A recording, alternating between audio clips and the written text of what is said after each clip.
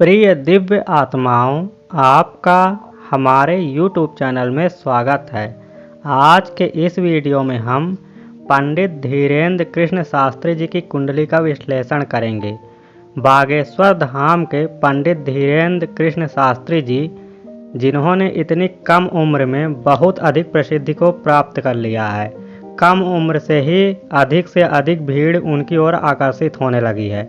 इसका अंदाज़ा आप उनके दरबार पर या भारत के किसी भी क्षेत्र में चल रही उनकी कथा पांडाल में जाकर लगा सकते हैं। उनकी प्रसिद्धि का सबसे बड़ा कारण है उनकी वह सिद्धि, जिससे वह लोगों के मन की बात को पढ़ लेते हैं और बता देते हैं। पंडित धीरेन्द्र कृष्ण शास्त्री जी का जन्म 4 जुलाई 1996 को छतरपुर मध्य प्रदेश में हुआ है। उनका जन्म समय ज्ञात नहीं है। ऐसे में ज्योतिषीगण बर्थ टाइम रेक्टिफिकेशन के आधार पर ही उनकी जन्म कुंडली बना सकते हैं। यहाँ पर गूगल में उनकी 2 तरह की कुंडलियों का विश्लेषण उपलब्ध है। कुछ ज्योतिषीगण उनकी कुंडली में कर्क लग्न बनाकर ग्रह स्पष्ट करते हैं, तो वहीं कुछ ज्योतिषीगण कन्या लग्न बनाकर उनकी कुंडली में ग्रह स्पष्ट करते हैं। इसलिए हम पहले इन 2 कुंडलियों पर बात करेंगे, उसके बाद हम इनकी वास्तविक कुंडली पर भी चर्चा करेंगे। सबसे पहले कर्क लग्न की कुंडली पर हम बात करेंगे। कोई भी व्यक्ति बहुत कम उम्र में बहुत बड़ी कीर्ति तभी प्राप्त कर सकता है जब उसका लग्नेश बलवान हो, या फिर पंच महापुरुष योग बना रहा हो, या तो लग्न में ही चंद्रमा बली होकर बैठा हो। कर्क लग्न में लग्नेश बिल्कुल कमजोर है। एक तो अष्टम भाव में गया है, ऊपर से 0 डिग्री का है, बिल्कुल बलहीन है। ऐसे व्यक्ति का मनोबल ही स्ट्रांग नहीं हो सकता और ना ही वह कम उम्र में इतनी अधिक जल्दी कीर्ति प्राप्त कर सकता है। जबकि पंडित जी का मनोबल बहुत स्ट्रांग है और उन्होंने बहुत ही कम उम्र में कीर्ति भी प्राप्त कर ली है। उनको ये भी पता है कि आपकी अदालत में शर्मा जी, जो तथाकथित राष्ट्रवादी के नाम पर केवल पॉलिटिशियंस या फिर एक्टर्स को ही रिस्पेक्ट देते हैं, हिंदू धर्म गुरुओं को वो केवल नीचा गिराने या फंसाने के उद्देश्य से ही बुलाते हैं। इसलिए आप देखेंगे कि पंडित जी कहने में भी उसका कलेजा सूख गया था। ऐसे फंसाने वाले व्यक्ति को भी उन्होंने कितनी ही अच्छे तरीके से डील किया है। उसके जैसे और अन्य सातिर पत्रकार भी जो उन्हें बहुत अधिक फंसाने के प्रयास कर रहे थे, उनसे भी उन्होंने कितने अच्छे तरीके से डील किया। दूसरी बात, कर्क लग्न में गुरु कुंडली के 6ठे भाव में होगा। यदि किसी की कुंडली में गुरु 6वें भाव में हैं, तो उसके मुख्य शत्रु आध्यात्मिक लोग होते हैं, अर्थात ऐसे लोग उसके शत्रु बनते हैं जिनके अंदर विकार नहीं होते हैं, जबकि बहुत से कथावाचक या धर्म गुरु उनके ही पक्ष में हैं। इसके अलावा यदि कुंडली में 6ठे भाव में गुरु उपस्थित हो, तो ऐसे व्यक्ति को अपने जीवन के प्रारंभ में या शीघ्रता से गुरु प्राप्त नहीं हो सकता है, जबकि इन्हें जीवन में शीघ्रता से ही गुरु प्राप्त हो गए हैं। इसके अलावा कर्क लग्न की कुंडली में मंगल और शुक्र 11वें भाव में बैठेंगे, जहां शुक्र स्वग्रही होगा। ऐसे व्यक्ति का सोशल सर्किल, सोशल स्टेटस तो स्ट्रांग होता ही है, परंतु उसकी पढ़ाई भी बीच में नहीं रुकती है। वो अच्छी पढ़ाई करता है, या तो सॉफ्टवेयर इंजीनियर बन जाता है, या तो फिर किसी आर्ट ड्रामा स्कूल में 100% एजुकेशन लेता है। कथक, डांस, नृत्य, इन सब में भी एक्सपर्ट होता है। 11वें मंगल शुक्र बहुत कम उम्र में जीवन में प्यार और रोमांस भी लाता है। 14-15 साल की उम्र में ही ऐसे व्यक्ति के अफेयर्स हो जाते हैं। इसलिए किसी भी तरीके से पंडित जी की कुंडली में कर्क लग्न उदय नहीं हो सकता है।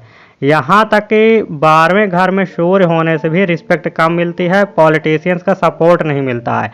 बिना पॉलिटिशियंस के सपोर्ट के आध्यात्मिक गुरु कितना ही श्रेष्ठ क्यों न हो, वह कीर्ति पाएगा अगर, तो वह कहीं न कहीं आज के कलयुग में फंस जाएगा। कीर्ति प्राप्त गुरु और राजनीतिज्ञ एक दूसरे के सपोर्ट से ही आगे बढ़ते हैं।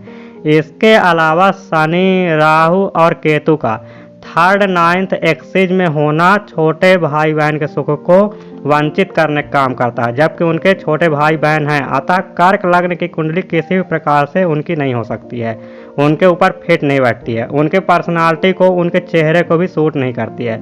दूसरा, ज्योतिषियों ने कन्या लग्न निकाला है। कन्या लग्न में ही राहु यह बताता है कि यह ऐसा व्यक्ति बहुत तीव्र गति से ऊंचाई को प्राप्त करता है। क्योंकि अगर लग्न में राहु हो, वो भी कन्या राशि का, तो बहुत जल्दी सिंहासन को दिलाने का कार्य करता है। जितना अधिक तीव्र गति से राहु वाला व्यक्ति सिंहासन को प्राप्त करता है, उतना दूसरे अधिक नहीं प्राप्त करते हैं, परंतु वह उतना ही तीव्र गति से व्यक्ति को नीचे भी गिराता है। और इसके अलावा कन्या लग्न में भाग्येश और कर्मेश दोनों स्वराशि में हैं।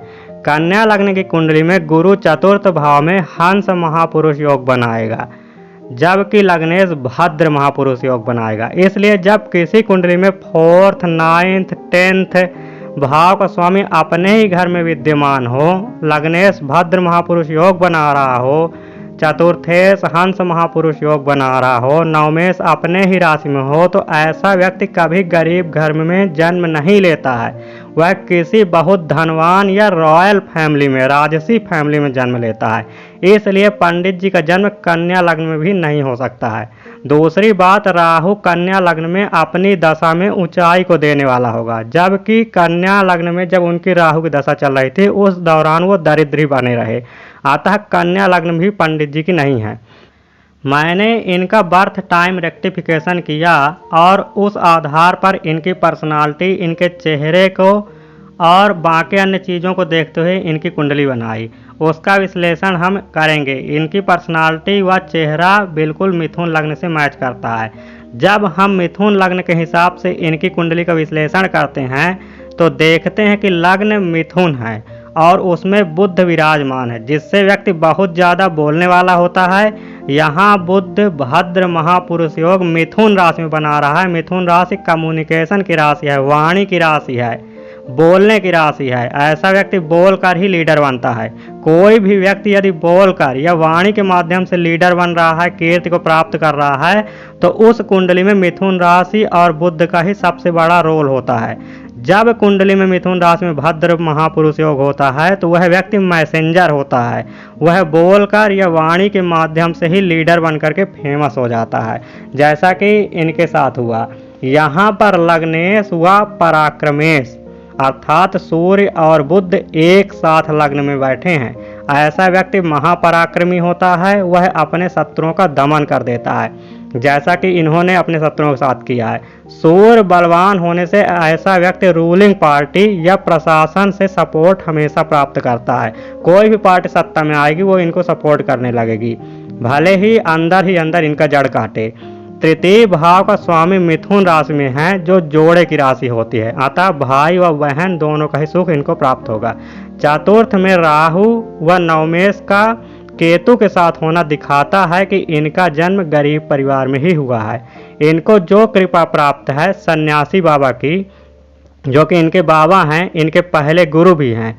दशम से दशम अर्थात सप्तम भाव ही बाबा का होता है, जहां गुरु हंस महापुरुष योग बनाकर बैठा है, जो लग्न और लग्नेश दोनों को ही देख रहा है, जो स्पष्ट दिखाता है कि इन्होंने जो उपलब्धि प्राप्त की है उसमें इनके बाबा सन्यासी बाबा गुरु का ही सबसे महत्वपूर्ण रोल है। क्योंकि देवगुरु बृहस्पति हंस महापुरुष योग बनाकर सप्तम भाव में बैठे हैं, जो कि लग्न और लग्नेश दोनों को ही देख रहे हैं। इसके अलावा पराक्रमेश को भी देख रहे हैं। बाबा सन्यासी गुरु का आशीर्वाद इन्हें प्राप्त हो गया। वर्तमान में देवगुरु बृहस्पति की ही महादशा भी इनके कुंडली में चल रही है, जो कि 2034 तक चलने वाली है। अतः इनको रोका नहीं जा सकता है, ये अनस्टॉपेबल है। क्योंकि कुंडली में कर्म भाव का स्वामी देवगुरु बृहस्पति बन रहे हैं, जो हंस महापुरुष योग बना करके सप्तम भाव में बैठे हुए हैं। जीते जी इनको रोकना बड़े से बड़े शत्रुओं के लिए भी असंभव हो जाएगा। सप्तम भाव में गुरु धर्म भाव की राशि धनु में विराजमान है। अतः धर्म का विस्तार करने में, धर्म की ध्वजा लहराने में ये अवश्य ही सफल रहेंगे और धर्म को जानने वाले संतों से भी इन्हें समर्थन प्राप्त होता रहेगा। सनातन धर्म में सिद्धियों को प्रदर्शित करने वाले संतों को ज़्यादा अच्छा नहीं माना जाता है। बड़े बड़े उच्च कोटि के संत जो होते हैं, बड़े उच्च कोटि के भक्त होते हैं, ऐसे सिद्धि प्रदर्शन करने वाले संतों का समर्थन प्रायः नहीं किया करते हैं। लेकिन सप्तम भाव में धनु राशि में हंस महापुरुष योग बनने से श्रेष्ठ संत और भक्त भी इनका समर्थन करेंगे। श्रेष्ठ कथावाचक भागवताचार्य आदि सबका सहयोग इनको व आशीर्वाद भी इनको प्राप्त होता रहेगा। इस कुंडली में धर्मेश शनि कर्म भाव में विराजमान है, जबकि कर्मेश बृहस्पति धर्म की राशि धन में विद्यमान है। अतः धर्म के क्षेत्र को इन्होंने अपना कर्म का क्षेत्र बनाया है। कर्म भाव में शनि के साथ केतु की उपस्थिति कर्म के प्रति निरासक्त भाव देती है। यही वजह है कि वो जो भी कर्म करते हैं अपने कर्मों का भार सदैव भगवान व गुरु के कंधे पर ही डालते हैं। वह सदैव कहते हैं कि हम जो कर रहे हैं उनकी कृपा से ही कर रहे हैं, वही हमसे करवा रहे हैं, हम स्वयं नहीं कर रहे हैं। इस कुंडली में गुरु सप्तम भाव में बहुत अधिक बलवान होकर बैठा है, हंस महापुरुष योग बनाकर बैठा है, तो विवाह में बहुत बड़ी रुकावट बनेगा। क्योंकि कारको भाव नासाय के अनुसार गुरु सप्तम भाव में विवाह के लिए बाधा उत्पन्न कर देता है। ऐसा गुरु जो होता है देवगुरु बृहस्पति, वह ब्रह्मचर्य का समर्थन करते हैं, इसलिए यह विवाह में बहुत देरी कराते हैं। क्योंकि वो योग्य जो पत्नी हैं कलयुग में ढूंढ नहीं पाते हैं। ऐसे गुरु जो पत्नी देते हैं वो देर से देते हैं, और वह भी बहुत आध्यात्मिक या ब्रह्मचारिणी स्वभाव की देते हैं। कारको भाव नासाय से ऐसा बलवान बृहस्पति आध्यात्मिक स्त्री से ही विवाह चला सकता है। उच्च कोटि की आध्यात्मिक स्त्री से ही ऐसे व्यक्ति का विवाह चल सकता है। क्योंकि यहाँ पर देवगुरु बृहस्पति उच्च आध्यात्मिक बनाते हैं। एक तो सप्तम भाव में बैठे हैं कारक घर में, जो कि विवाह सुख के लिए अच्छा नहीं माना जाता है। ऊपर से अग्नि तत्व राशि में बैठे हैं। तीसरी बात, मंगल भी उसको बल दे रहा है अष्टम दृष्टि से। अतः ऐसे में इनका विवाह किसी आध्यात्मिक स्त्री से ही संभव है, जो भी ब्रह्मचर्य का समर्थन करने वाली स्त्री होगी। कुंडली में द्वितीय भाव का स्वामी जब अष्टम में जाए तो ऐसे व्यक्ति को अकस्मात ही धन प्राप्त होता है। यहाँ पर चंद्रमा एक तो अष्टम भाव में है मकर राशि में, जो कि गुप्त विद्या तंत्र मंत्र से कनेक्टेड है। कुंडली में चंद्रमा आत्मकारक होकर बैठा है। आत्मकारक ही बताता है आपका कर्म का नेचर। आत्मकारक बैठा है शनि की राशि में, मकर राशि में, अष्टम भाव में, जो कि स्मशान से भी रिलेटेड है, तंत्र से रिलेटेड है, जो बंगाल वाले तंत्र होते हैं उनसे भी रिलेटेड है। और यह केतु से संबंधित है शनि, जो कि अष्टम भाव का स्वामी है, जिसकी राशि में चंद्रमा बैठा हुआ है। इसलिए इसमें ऐसा कोई संदेह नहीं कि ऐसे व्यक्ति अवश्य ही किसी तंत्र साधना में निपुण होकर के उसमें सिद्धि प्राप्त कर लेते हैं। लग्नेश व कर्मेश के बलवान होने से उनमें सिद्धि मिलने की संभावना और अधिक प्रबल बढ़ जाती है। अष्टम भाव स्मशान या मृत आत्माओं से ही कनेक्टेड होता है। ऐसे में एक सिद्ध आत्मा की सहायता से ही अन्य आत्माओं से डील करने की सिद्धि मिलने का योग बन जाता है। तो इस तरह की गुप्त विद्याएं, तंत्र मंत्र की विद्याएं अष्टम भाव में चंद्रमा के बैठने से, चंद्रमा के अष्टम भाव से कनेक्ट होने से, वहीं अष्टमेश का कर्म भाव में बैठ जाने से इस क्षेत्र में भी सिद्धि देने की योग बन जाती है। पंचमेश षष्ठेश व्यय भाव में है, जो कि एजुकेशन में स्टॉप लगाते हैं, अतः उच्च शिक्षा मिलने में रुकावट आ जाती है। मंगल शुक्र द्वादश भाव में है। मंगल ही षष्ठ भाव का स्वामी है। द्वादश भाव दशम से तृतीय होता है, जबकि मंगल जो होता है वह रक्त संबंधियों का कारक भी होता है। इसलिए उनके जो शत्रु उनको टक्कर देने वाले हो सकते हैं, वह या तो इनके खुद के ही रक्त संबंधी होंगे, जैसे कि इनके खुद के पिता के भाई हों, कोई इनके ही भाई हो सकते हैं, अथवा ऐसी कोई स्त्री जो इनको आकर्षित कर ले और वह आध्यात्मिक ना हो, वह अपने क्षेत्र के, अपने आसपास के क्षेत्र की ना हो, बहुत दूर क्षेत्र की हो, या फिर कोई विदेशी महिला हो। ऐसी स्त्री ही इनको अगर आकर्षित कर ले तो वो ही इनको टक्कर दे सकती है, वह इनके लिए शत्रु का काम कर सकती है। अतः इन्हें ऐसी स्त्रियों के साथ एकांत में मिलने से अवश्य ही सावधान रहना होगा। अतः देखा जाए तो इनके रक्त संबंधी या फिर कोई दूर की स्त्री, किसी विदेशी स्त्री की वजह से इनकी प्रतिष्ठा की क्षति होना संभव होता है। अतः इन्हें स्त्रियों के साथ एकांत में मिलने से अवश्य ही सावधान रहना होगा।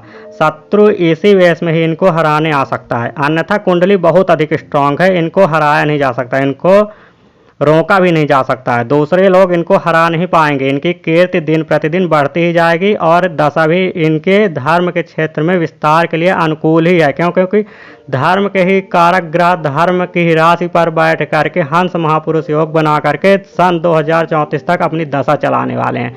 तो अतः इनको रोकना धर्म के क्षेत्र में बहुत अधिक कठिन हो जाएगा।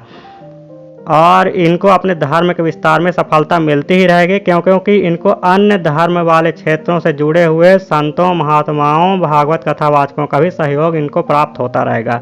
इसलिए यह समय का भी इशारा है कि इनको अपने कार्य में, इनको अपने धर्म के कार्य के क्षेत्र में अवश्य ही सफलता मिलेगी। इनकी कुंडली इस क्षेत्र के लिए बहुत अधिक स्ट्रांग है। सनातन धर्म ही एकमात्र ऐसा धर्म है जहां आपको ईश्वर से मिलने, उनके साक्षात दर्शन का मार्ग उपलब्ध कराया गया है। यहाँ आप भक्ति के माध्यम से ईश्वर का साक्षात दर्शन कर सकते हैं, उनसे बात कर सकते हैं, और साथ ही सनातन धर्म में ही ईश्वर के साथ एकाकार होने का मार्ग भी प्रदान किया गया है। यहाँ आप भगवान विष्णु की भक्ति करके भगवान विष्णु के साथ एकाकार होकर के विष्णु स्वरूप भी प्राप्त कर सकते हैं। अतः ऐसे सनातन धर्म में निष्ठा होने के लिए सबसे महत्वपूर्ण है कि कुंडली में धर्म के कारक, ज्ञान के कारक देव गुरु बृहस्पति बलवान हो। देव गुरु बृहस्पति देवताओं के गुरु हैं, वह बलवान होंगे तभी आपको ऐसा ज्ञान, ऐसी निष्ठा प्राप्त हो सकती है जहां आप सनातन धर्म के शास्त्रों को, उसके ज्ञान को आत्मसात कर सकें। वहीं जब असुर गुरु शुक्राचार्य बलवान होंगे और देवगुरु बृहस्पति कमज़ोर हो जाएंगे तो आपकी निष्ठा भी कमज़ोर हो जाएगी। यदि बृहस्पति नीच के हुए या फिर राहु के साथ बैठ जाएं तो फिर ऐसे व्यक्ति की श्रद्धा बहुत अधिक अस्थिर होगी, वह कभी भी भ्रमित हो सकता है, वह सनातन धर्म और अपने शास्त्रों के अगेंस्ट खिलाफ कभी भी चला जाएगा।